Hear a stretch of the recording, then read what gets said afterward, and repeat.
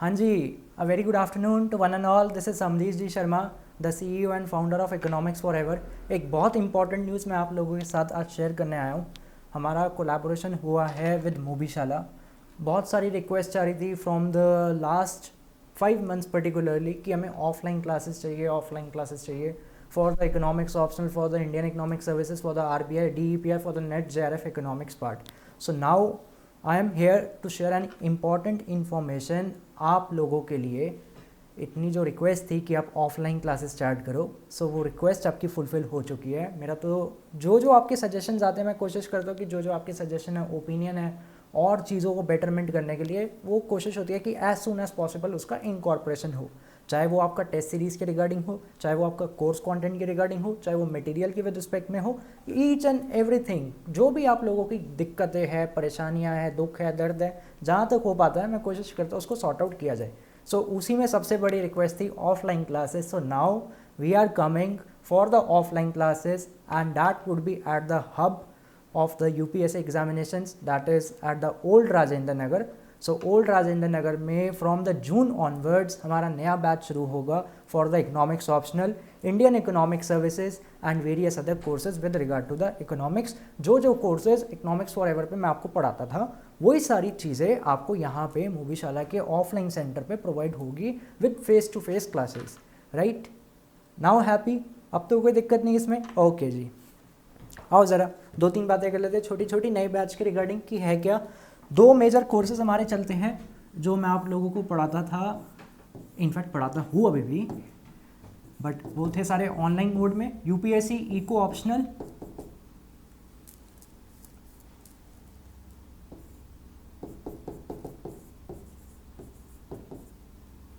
This is our course number 1 and second is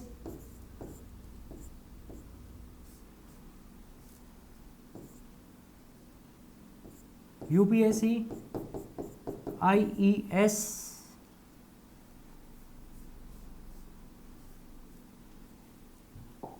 एक second,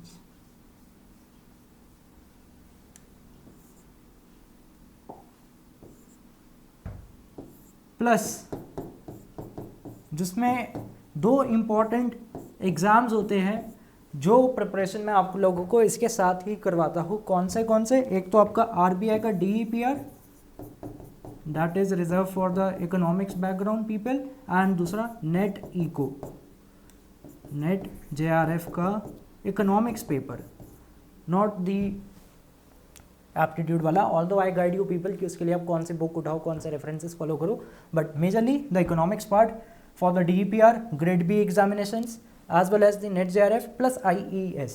so सबसे अच्छी खास बात क्या हमारे कोर्सेज की, जो हमें डिफरेंशिएट बनाता है with respect to other things, that is होता क्या है जनरली IES, दूसरा RBI का DEPR ग्रेड बी, एक एक की हम बात भी करते हैं। थर्ड आपका नेट इको। इन तीनों के रिगार्डिंग आप लोगों को अलग अलग कोर्सेस मिलते हैं, है ना, कि भाई आईएएस का कोर्स अलग होगा, डीईपीआर का अलग होगा, नेट इकोनॉमिक्स का कोर्स अलग होगा। मैंने क्या काम किया, तीनों को मर्ज कर दिया। 1 नेशन 1 टैक्स वाली थ्योरी, जीएसटी, सेम यहाँ तीनों को मर्ज करके एक सिंगल कोर्स बना दिया आप लोगों के लिए, ताकि आपको फ़ायदा बहुत मिले। कहते हैं हमारा क्या फ़ायदा इसमें? भाई देखो, सबसे पहली बात आपका फाइनेंशियली फ़ायदा।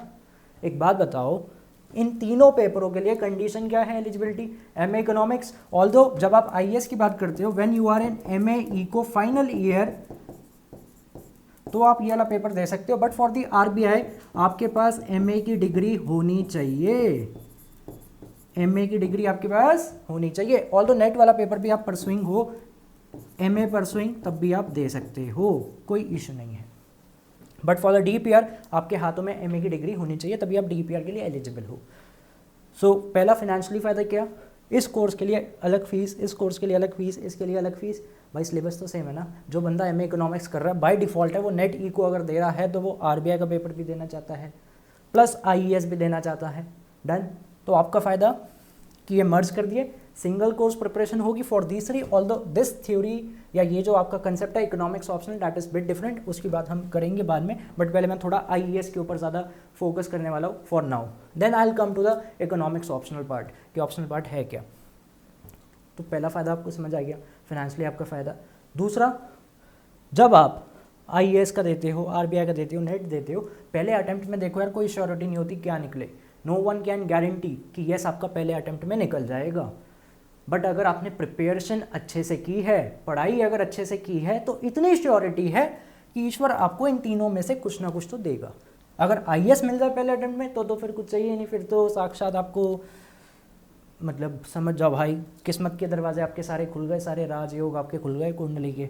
बट अगर आपका आईएएस ना निकले, क्या पता आपका डीपीआर निकल जाए, that is also good job, lavish job. क्या पता आपका नेट निकल जाए, एंड नेट में तो कोई भी नेगेटिव मार्किंग है ही नहीं, there is no negative marking, MCQ paper होता है, क्या पता आपका नेट निकल जाए। अगर आपका नेट निकल गया या मान लो जेआरएफ निकल गया, ऑल्दो मैं कभी भी पर्सनल लेवल पे किसी को भी रिकमेंड नहीं करता go for the PhD, doctoral studies के लिए जाओ भाई।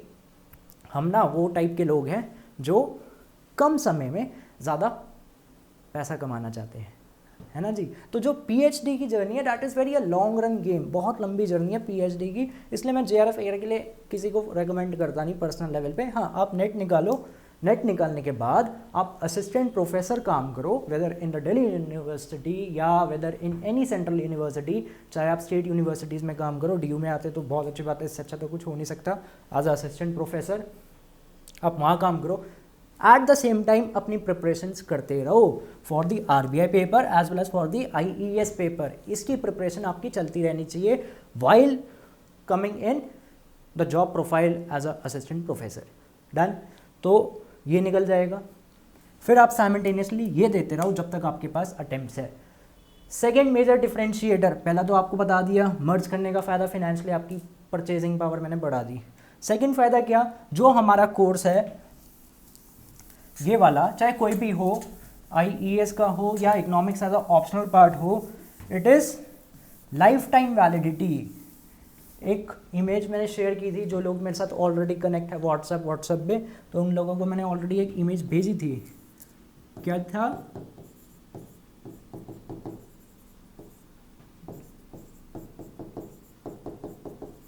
It is lifetime validity. Life time validity का मतलब क्या है, जब तक आपके पास अटेम्प्ट है I am there with you, आपके पास सारा कोर्स का कंटेंट रहेगा, टेस्ट सीरीज़ का, मटेरियल का, करंट अफेयर्स का, हर एक चीज़ आपके पास रहेगी जब तक आपकी सिलेक्शन नहीं होती। तो the course selection is life time, ये फ़ायदा मिल गया। अनलाइक जब आप बाकी जगह ट्राई मारते हो तो क्या होता है, वहाँ पे होता है रिकॉर्डिंग्स में 6 महीने की वैलिडिटी, 1 साल की वैलिडिटी, है ना जी। ये टंटा ही ख़त्म कर दिया, 6 महीने 1 साल का। यहाँ पे भाई कोई हमने वो इंटरेस्ट रेट होना लगाना है, 6 महीने का 1 साल का इंटरेस्ट रेट है इतना लगेगा, तो यहाँ पे कोई इंटरेस्ट रेट वाली गेम नहीं है, it's a life time validity. जब तक आपकी सिलेक्शन नहीं होगी तब तक मैं आपके साथ खड़ा हूँ कंधे से कंधा मिला के, क्योंकि मेरा एम ये है आपको एक अच्छी जगह पहुँचाना, चाहे वो आईईएस हो, by default priorities IES, but कहीं ना कहीं आप सेटल हो जाओ and eight the same time आप अपनी प्रिपरेशंस को कैरी ऑन रखो। और आईईएस के बारे में एक और बात करूँगा अभी। तो first thing is the life time validity. दूसरा मेजर पार्ट, आपको चारों के सारे जनरल इको के पेपर है वो कवर मिलते हैं, इंग्लिश का पेपर मिलता है, प्लस जीएस का पेपर मिलता है, ये सारा इंक्लूड होगा आपका, पूरा का पूरा इंग्लिश जीएस सब चारों इको के paper, paper 1, paper 2, paper 3, paper 4। Then current affairs tracker, महीने बेसिस पे जितने भी कांड हो रहे हैं इकोनॉमी में, कांड मतलब जितनी भी न्यूज़ आ रही है उन सब चीज़ों का आपको कुछ नहीं पढ़ना भैया, आपका बस एक ही काम है जो हम पढ़ा रहे हैं बस उसको अच्छे से पढ़ लो। चाहे कोई भी पेपर हो, whether it is UPSC level, whether it is your college level, और whether it is the board examination, कोई भी पेपर को टॉप करने की या क्रैक करने की सिंपल सा रूल है, वो विधि का विधान है छोटा सा। क्या, जो भी आपने पढ़ा, चाहे मेरे से पढ़ो, XYZ पर्सन से पढ़ो, जहाँ से भी पढ़ो, आप कोशिश ये करो नेक्स्ट क्लास में आने से पहले पहले उसे रिवाइज कर लो। जितना ज़्यादा आप रिवाइज करते हो क्लास बाय क्लास, तो आपकी कंसिस्टेंसी बढ़ेगी। जब जब आपकी कंसिस्टेंसी बढ़ेगी तो आपकी परफॉर्मेंस भी इम्प्रूव होगी, और एक दिन ऐसा आएगा कि आप पेपर निकाल जाओगे। ये 3 महीने की जर्नी नहीं है कि भाई पेपरों के पहले 3 महीने पढ़े पेपर टपा देंगे ना, 1 साल भी लगता है। मैं क्या कहता हूँ यहाँ पे, इस पेपर को निकालने के लिए आई नीड योर 1.5 ईयर, 1.5 साल मैं मांग रहा हूँ आपके, सिर्फ 1.5 साल मुझे दे दो। कहते वाई 1.5 साल, ये 1.5 साल का फिलॉसफी या पैरामीटर क्या 1.5 साल निकालने की, 2 3 4 वो क्यों नहीं, वो इसलिए क्योंकि 1 साल तो मुझे चाहिए आप लोगों को सिलेबस पढ़ाने में कि भाई देखो ये चीज़ें हैं, ऐसे ऐसे सारा का सारा काम होता है, ये पेपर का फॉर्मेट है, ये सिलेबस है, ये आंसर है, ये क्वेश्चन है, ये सब 1 साल तो मुझे चाहिए पढ़ाने के लिए। कहते बाकी के 5 महीने क्या करेंगे हम, बाकी के 5 महीने हम अंताक्षरी नहीं खेलेंगे, बाकी के 5 महीने मेरे को आपके टेस्ट लेने हैं। वो इम्पॉर्टेंट है, आपकी राइटिंग की हैबिट बनानी है। जो आप लोगों की हैबिट बनी हुई है ना इंस्टाग्राम स्क्रॉलिंग की, वो स्क्रॉलिंग वाली आदत छुड़वा के वो पेपर वाली आदत बनवानी है कि आप पेपर में लिखो, ज़्यादा से ज़्यादा लिखो। तो 5 महीने मेरे को उसके लिए चाहिए कि मैं आपके टेस्ट ले सकूँ और उस टेस्ट को मैं रेक्टिफाई करूँ कि हाँ भाई ये गलतियाँ हैं, उसके पूरे के बारे में आपको मॉडल्स आंसर्स भी मिलेंगे, क्वेश्चंस भी मिलेंगे, each and everything as per the UPSC marking scheme. जो मार्किंग स्कीम प्रिसाइज होती है, जो पेपर का चेकिंग का फॉर्मेट है वैसे ही। डन। तो ये 1.5 साल का फॉर्मूला समझ आ गया एंड ये 1.5 साल का एक हमने प्लानर भी बना रखा है जून टू जून। जो लोग अवेयर है बहुत अच्छी बात है, जो नहीं है उनके लिए मैं बता दूँ, यूपीएससी का जो आईएएस का एग्जाम है, चाहे वो आईएएस हो या आरबीआई डीईपीआर हो, both held in the month of the June. दोनों के दोनों जून के महीने में ही होते हैं।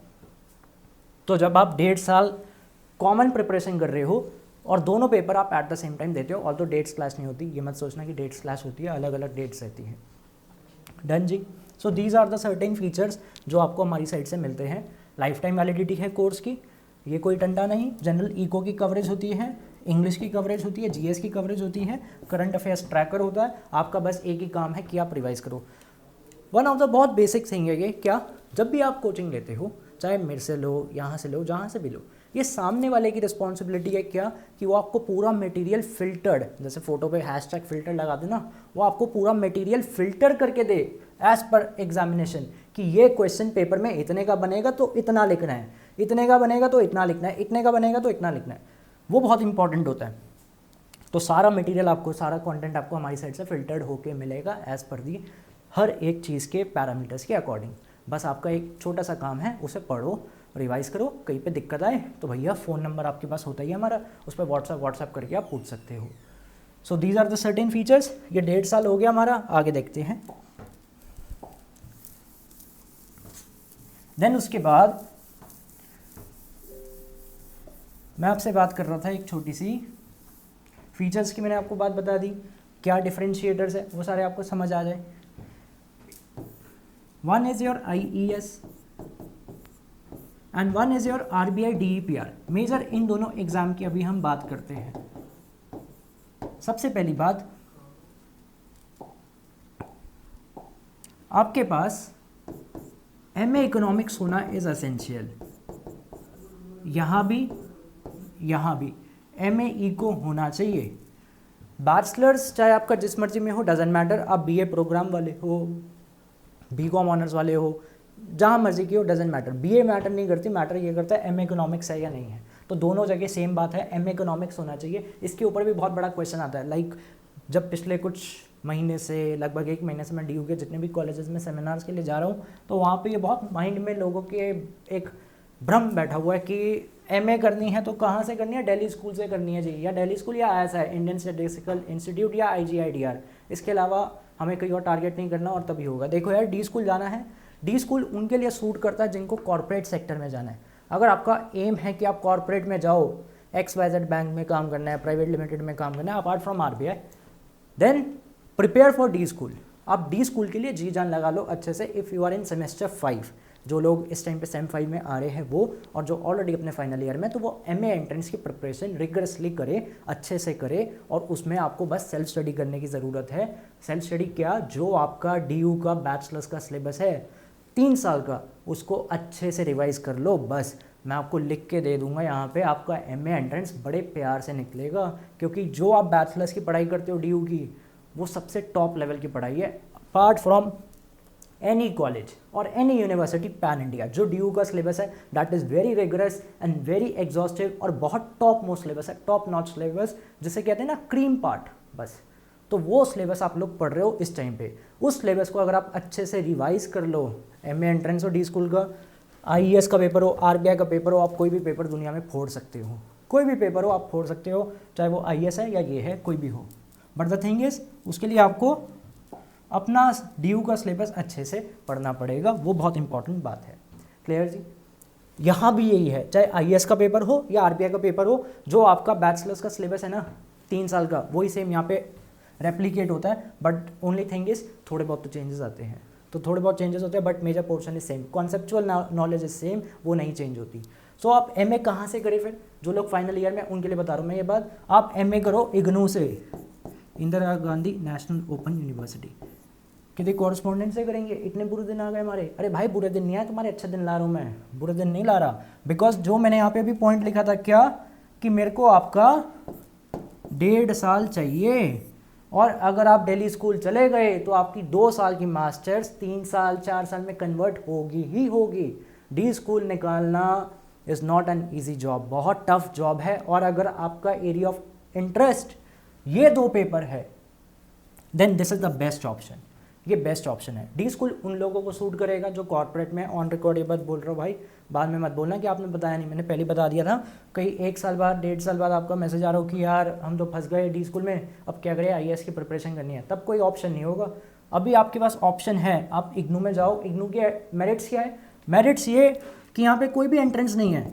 क्या पता बहुत लोगों को ये बात पता ना हो, कहते हैं ज़्यादातर अगर हमें MA करना है कहीं से तो हमें एंट्रेंस देना पड़ता है, तभी हमें एडमिशन मिलेगा, बिना एंट्रेंस के नहीं मिलता। IGNOU में नो एंट्रेंस, मेरिट बेस्ड। आपकी बैचलर्स में 60% अगर है, 55-60%, तो आपको आराम से MA इकोनॉमिक्स आप IGNOU में करो।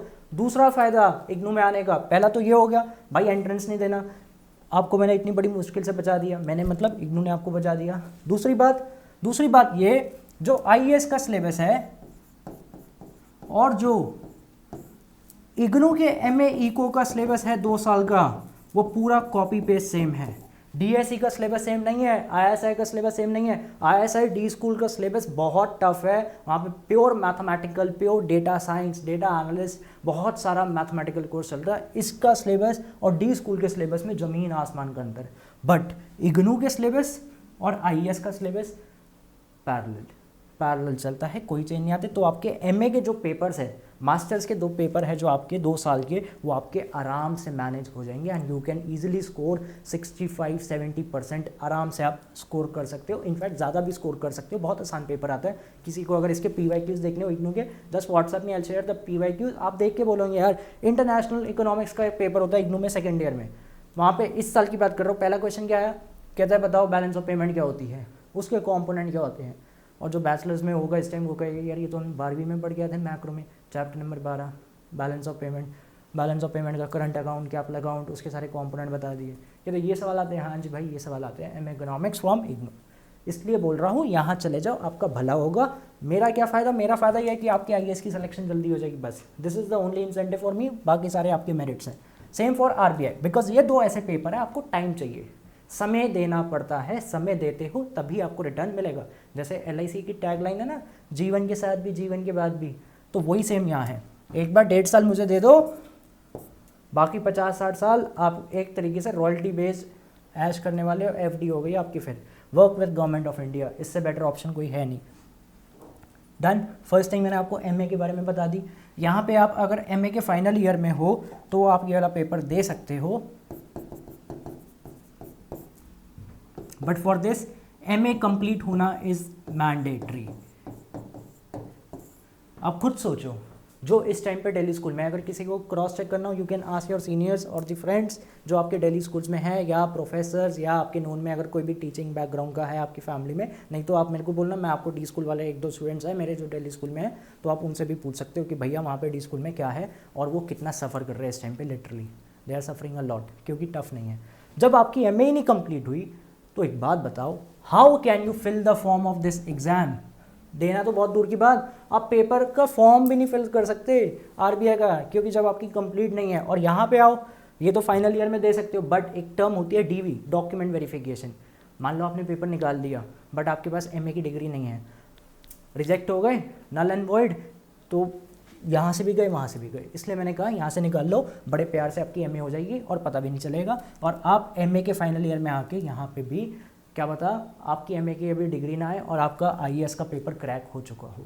ऐसे बहुत लोग थे इस बार दे आर जस्ट एमए के फाइनल ईयर में फ्रॉम इग्नू, और जिनका पेपर क्रैक भी हो गया, किसी को इंटरव्यू कॉल भी मिलेगी, कोई थोड़े मार्क्स से रह गया, तो यहाँ से जाने का सबसे बड़ा फ़ायदा है कि आप आराम से निकाल सकते हो। एंड अगर आप रिजल्ट सिलेक्शन भी उठाओ पास्ट ट्रेंड्स की, तो आपको मिलेगा कि इग्नू से लोगों ने क्वालिफाई किया है।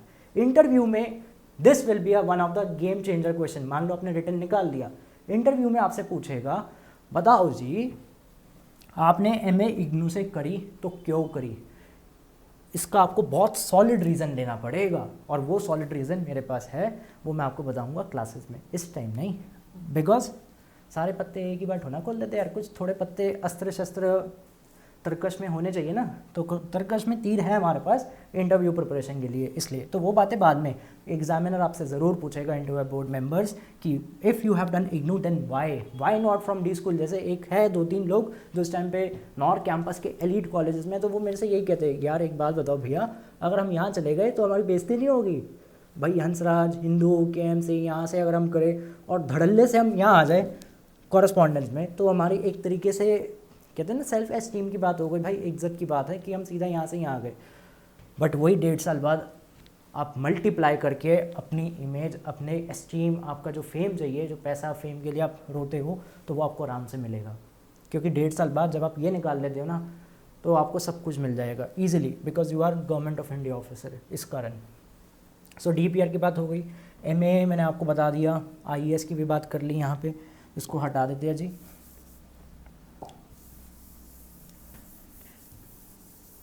एक चीज़ और,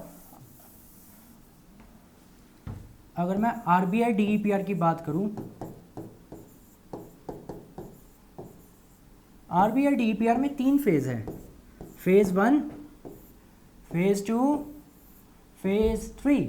phase 3 is the interview, phase 2 आपका मेंस एग्जामिनेशन, इसमें इंग्लिश एंड इको आती है, and phase 1 is MCQ based.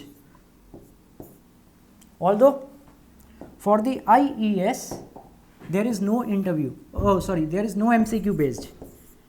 IES में आपका कोई भी प्रीलिम्स नहीं होता, सीधा मेंस का पेपर होता है, उस पेपर की बात करेंगे। बट DEPR में आपको पहले प्रीलिम्स देना है, that is in the phase of MCQ part, और यहाँ पे MCQ कोई आपसे वो नहीं पूछेगा क्वांट का, रीजनिंग का, सिर्फ इको बेस्ड MCQ आते हैं, only economics based.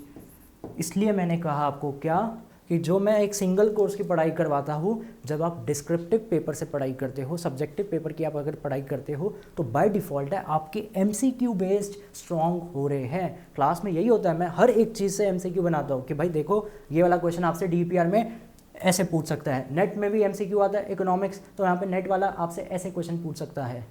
This is the merit of studying the descriptive पढ़ाई। कुछ लोग क्या करते हैं, एक किताब उठा ली, Amazon, फ्लिपकार्ट या मार्केट में चले गए, वहाँ से जिसमें 1000 MCQ है, और 1000 MCQ की बुक पढ़ ली, 500 MCQ पढ़ ली, और ये सोचा PYQs कर लिया। ऑल्दो DPR का जो MCQ है, इसका कोई भी PYQs मार्केट में अवेलेबल है ही नहीं। इसके पास्ट ईयर्स आपको मेरी साइड से भी मिल जाएंगे, प्लस आपको UPSC की साइड से भी मिल जाएंगे फॉर दी IES, बट इसके PYQs आपको कहीं से नहीं मिलते, है ही नहीं। RBI ने कहीं नहीं इसे पब्लिश कर रखा फॉर द प्रीलिम्स। हाँ, फेज़ 2 का आपको PYQs फिर भी मिल जाता है, बट इसका PYQs आपको नहीं मिलेगा। So you don't know past years में क्या क्वेश्चन थे, इसलिए इंपॉर्टेंट होता है कि आप डिस्क्रिप्टिव पढ़ाई अच्छे से करो। जब आप डिस्क्रिप्टिव पढ़ाई अच्छे से करते हो, तो आपका MCQ पार्ट ऑटोमेटिकली स्ट्रॉन्ग होता है। उसके लिए आपको कोई ज़रूरत नहीं है बुक लेनी न्यूमेरिक, अब जिसमें सिर्फ MCQ भरे हैं 500 MCQ, और आप ऐसे टीका टाकी करके रट्टा मार रहे हो, वो काम मत करना, पेपर नहीं निकलेगा। स्कूल लेवल, कॉलेज लेवल पे फिर भी चल रहा था कि भाई कुछ पढ़ गए पास्ट ईयर करके, बट ये पेपर्स में नहीं चलेगा। बहुत हाई क्वालिटी पीपल भी ये पेपर देते हैं, बट वो कुछ निकाल लेते हैं, कुछ नहीं निकाल पाते। देन फेज़ 2 इज़ योर, ये डिस्क्रिप्टिव पेपर ये बड़ा आसान है, इसकी टेंशन नहीं होती। मेन चैलेंज आपके लिए यही है, इसमें ज़्यादा दम नहीं है। Then it is the third is your interview part. Interview part भी आपका ज़्यादातर 3 चीज़ों के ऊपर बेस्ड ही रहता है, तो उसकी डिस्कशन हम बाद में करेंगे। अभी मेन तो पहले सिलेबस समझ ले, फिर इंटरव्यू की बात आती है। So this is your DPR format. It's a 3 layer 3 phase process. First prelims, then mains and then interview. और प्री में क्या होगा, आपसे सिर्फ इको के MCQ पूछेगा, इसके अलावा कोई और एरिया से नहीं आएगा, only the eco based. Then next is IES। अगर IES की हम बात करें तो यहाँ पे MCQ पार्ट नहीं है, मतलब देयर इज नो प्रीलिम्स, है ना जी, सीधा मेंस है। क्या है पेपर का फॉर्मेट, देखो डे 1, डे 2, डे 3। डे 1 में 2 स्लॉट में आपका पेपर होगा, स्लॉट 1 स्लॉट बी। स्लॉट 1 मतलब सुबह 9 के लेके 12 तक, स्लॉट बी का मतलब ये आपके 2 से 5, फोरनून मॉर्निंग। सेम यहाँ पे CDEF, रणजी ट्रॉफी की तरह, टेस्ट मैच की तरह 3 दिन लगातार। तो ये 3 दिन लगातार आपका फॉर्मेट है, 9 से 12, 2 से 5, अगले दिन 9 से 12, 2 से 5। Doesn't matter whether it is Friday, Monday, Saturday, Sunday, कोई मैटर नहीं करता। और प्री डिफाइंड मंथ है, मैंने आपको पहले बता दिया, जून का महीना इज़ द प्री डिफाइंड। तो ये दोनों पेपर यहीं होते हैं, ऑल्दो नेट आपका साल में 2 बार होता है, बट ये दोनों पेपर आपके जून के महीने में प्री डिफाइंड है। और यहाँ तो प्रीलिम्स है नहीं, तो सीधा आपको मेंस देके आना है, क्वेश्चन आंसर फॉर्मेट रहता है। तो this is your same slot यहाँ, सेम यहाँ। बट ये वाला पेपर जो होता है आपका वो होता है इंग्लिश का, ये होता है आपका GS का, ये होता है आपका paper 1 eco, paper 2 eco, paper 3 eco, paper 4 of economics. ये 100 नंबर, ये भी 100 नंबर, और ये 200 मतलब 800 का ये, 200 चौके 800, 800 और 200 1000, तो 1000 नंबर का आपका पेपर है of the IES, Indian economic services. ठीक है जी। So this is the basic format of IES। और 1000 में से जनरल कैटेगरी की अगर मैं बात करूँ, कट ऑफ रहती है लगभग 450 का, तो मेरा टारगेट होता है आपको 450 नंबर टपाने हैं, हर हाल में टपाने हैं। कुछ लोग ये देखते हैं कि ना इसमें सीट, मेरे पास जब भी इंक्वायरीज आती है तो ऐसे सवाल ज़रूर आते हैं, सीटें कम है, वैकेंसी 2020 में ऐसा हुआ था, वैकेंसी नहीं आई थी, बट वो बाद में आई थी, सितंबर के मन में, जून मन में नहीं आई थी, क्योंकि कोविड टाइम था इस कारण। सो वैकेंसीज बहुत कम रहती है, सीटें बहुत कम रहती है। हम तो जनरल, अरे भाई मैं भी जनरल कैटेगरी वाला हूँ, तो जनरल कैटेगरी है, सीटें कम है, ये दिक्कत है, फलाना दिक्कत है, ये है। यार फिर भाई आप ये मत करो, और फिर ये एरिया में आपकी एक्सपर्टीज़ नहीं आ पाएगी काम, आप यहाँ पे मत आओ। फिर अगर आपके माइंड में ऐसे सवाल पहले ही आ जाए, आपका इंटेंट क्या होना चाहिए? इंटेंट होना चाहिए मेरे को ये बताओ ये 450 नंबर कैसे टपाते हैं, इसको टपाने की क्या प्लानिंग करे ताकि मेरे 450 नंबर टप सके। जब कोई मेरे से ऐसे सवाल पूछता है ना, तो मैं समझ जाता हूँ मतलब उस बंदे का इंटेंट पॉजिटिव है और वो पेपर निकालने की बहुत हाई प्रोबेबिलिटी है कि वो पेपर टपा दे। जब स्टार्टिंग में इंटेंट पॉजिटिव होगा, बाय डिफ़ॉल्ट है आपका मोमेंटम धीरे धीरे बढ़ेगा। सो ये इंपॉर्टेंट है, जो भी आपको प्रिपरेशन करनी है वो ऐसे करनी है कि आप ये 450 मार्क्स टपा सको, और उसी के अकॉर्डिंग मेरे को आपको पढ़ाना है। Because syllabus is vast, no one can complete full syllabus, ये आप भी जानते हो, मैं भी जानता हूँ अच्छे से। बहुत मुश्किल होता है पूरा सिलेबस पढ़ना। हमारा एम ये होता है कि हम ऐसे ऐसे एरियाज़ पढ़े जिससे एग्ज़ाम में हमारा मार्क्स कन्वर्जन बढ़े, हमारा मार्क्स कन्वर्जन बढ़े। और उसका आसान रास्ता क्या है? सबसे आसान रास्ता है attempt as much as questions. जितना ज़्यादा हो सके आप अटेम्प्ट करो, rather than going for a complete answer. एक क्वेश्चन में आप उसके लिए पूरी की पूरी आपने उसकी कुंडली बना के दे दी, पिछला जन्म ये था, ये वाला जन्म ये है, ये सारी चीज़ें उसकी जिंदगी में चल रही है। आपने एक आंसर को इतना लिख दिया जिसकी कोई हद नहीं है। होता है ना कई बार एग्जाम में, अरे ये क्वेश्चन तो हमने पढ़ रखा है तो लिख दो, जितना लिख सकते हैं लिख दो। ये काम मत करना, ये होती है बेवकूफ़ी। समझदारी क्या है? उसको कम लिखो और ट्राई करो कि आप ज़्यादा से ज़्यादा क्वेश्चंस में अपने हाथ वहाँ पे लिख के आओ, वो मैटर करता है। तो हमेशा इसी के अकॉर्डिंग हमें पढ़ाई करनी है। तो इन चीज़ों के पीछे मत पड़ना कि कितनी सीटें हैं, आपको कितनी सीटें चाहिए, 5, 10, 15, अपने आप को ही सेट करना ना। और तो रिस्पॉन्सिबिलिटी तो है नहीं कि हाँ भाई मैंने पूरा खानदान की रिस्पॉन्सिबिलिटी ले रखी है, चाचा फूफा मामा ताया सब आ जाओ, सबको मैं UPSC मिनिस्ट्री ऑफ फाइनेंस में ले चलूँ, नहीं ना। आपको तो अपनी सीट निकालनी है, तो उस अकॉर्डिंग पढ़ाई करो कि आपके 450 नंबर टप सके। ये आपका एरिया ऑफ वर्क होना चाहिए कि हम ऐसे प्लानिंग करें, और यही मेरा रोल है, ये बताना आपको कि कैसे कैसे पढ़ना है। इकोनॉमिक्स तो आपको भी आती है, कोई बैचलर्स कर रहा है, कोई मास्टर्स कर रहा है, कोई पता नहीं कहाँ से कर रहा है, इकोनॉमिक्स को सबको आती है।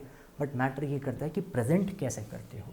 नॉलेज आपको भी है, क्या पता मेरे से ज़्यादा नॉलेज हो, नो डाउट, बट मैटर ये करता है कि आप उसे प्रेजेंट कैसे कर रहे हो, अपने आंसर्स को कैसे लिख रहे हो। This is the only way, writing the answers. Theoretically आपको कितना आता है डजेंट मैटर, कोई मैटर नहीं करता। वो ये बताएगा इन 3 दिन में आपने कैसे अपने आप को प्रेजेंट किया, आपने कैसे अपने इकोनॉमिक्स को शो किया, वो बताएगा कि आप ये कट ऑफ पार कर पा रहे हो या नहीं कर पा रहे। This is the only game. जो ये 3 दिन अच्छे से निकाल गया, मैटर नहीं करता कि आपके बाकी 362 दिन कैसे जा रहे हैं ज़िंदगी में, अच्छे जा रहे हैं बुरे जा रहे हैं, बट ये 3 दिन अच्छे जाने चाहिए, बस ये मैटर करता है। अगर ये 3 दिन अच्छे चले गए तो फिर हमें कुछ और चाहिए ही नहीं। Clear? So this is the format exam. अब नेक्स्ट वीडियो में हम बात करेंगे पेपर के बारे में कि इसका क्या होता है फॉर्मेट एंड क्या क्या बुक लिस्ट है, क्या नोट्स है, कहाँ से पढ़ना चाहिए। ठीक है जी। So be connect with us and thank you so much.